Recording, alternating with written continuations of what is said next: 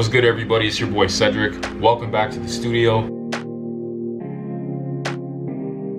Welcome back to Sweet Scale TV. In today's episode, we're going to be taking a look at my Ableton Live performance template.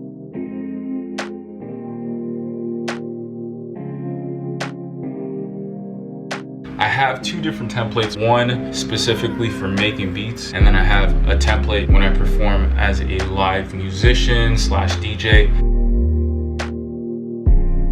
Now, before we get into the video, if you haven't already done so, click on the subscribe button as well as the bell notification so you're notified each and every time I drop a video.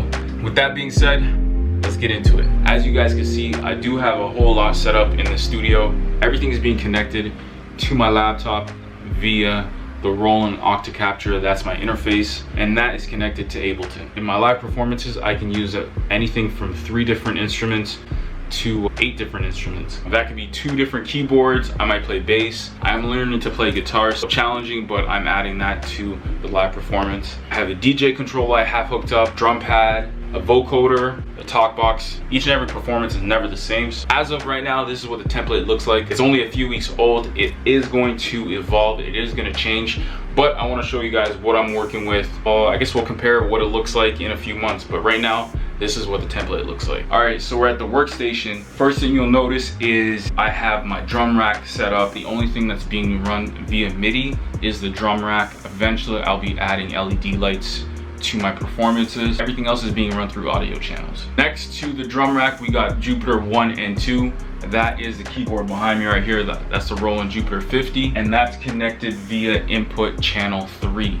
I have 2 separate channels for the Jupiter 50. Say for instance, I'll hit Jupiter 1, record some sounds, and then I'll hit Jupiter 2 if I want to record some other sounds. I don't really use more than 2 sounds typically live on one keyboard. Next to the Jupiter 50, I've got 2 inputs for the Motif XF7. That's being run through channel 7. Same thing as the Roland Jupiter. 2 separate channels, allows me to record 2 separate sounds. Moving on, we got the Roland FA06. That's the bad boy over here up top. I don't really use it that much in live performances. I don't know if I'll be taking it on the road with me when I do live shows, which I am planning on doing. I'll talk about that in a second. It's set up in my template via channel 4. Then we have the drum pad. That is right here, Roland SPD SX. My bass is being run through channel 1. Then we got the vocoder slash talk box, and that is being run through channel 2. Equator controls the Roland Seaboard Rise via MPE, which stands for MIDI Polyphonic Expression. I was mistaken. I actually connect 2 things via MIDI. MPE does require 16 different channels, but I've grouped those 16 different channels, and then the only thing you actually see is Equator. Then I have 1 rack of Omnisphere and 1 rack of Kontakt. Now those racks I haven't used in a live performance. I keep them there in the event I want to add some more MIDI, but I just haven't done it yet. But it's better to have it there and not need it than need it and not have it. The Omnisphere rack has 8 different MIDI channels, and the Kontakt rack has 16 different MIDI channels, but they're all empty and they're not being used. And then we also have the DJ controller. In the event I want to add some acapellas or scratch. In the left corner, Ableton is linked with Serato DJ. That way, if I decide to change the tempo in Serato DJ or Ableton, they're both synced. And then the DJ 808 is connected to the interface, so I get the sound out of the interface via input 5. I'm hoping this makes sense. Yeah, it does. That's how I do these live performances. All right, so there are a couple things that are very important when setting up a live performance. Number 1, your interface. I have the Roland Octacapture, which allows me to hook up 8 different instruments if I wanted to. Some of those are like the vocoder, 3 different keyboards I'm using, my bass, DJ 808, and like a drum pad. The second most important thing are your controllers, or your controller.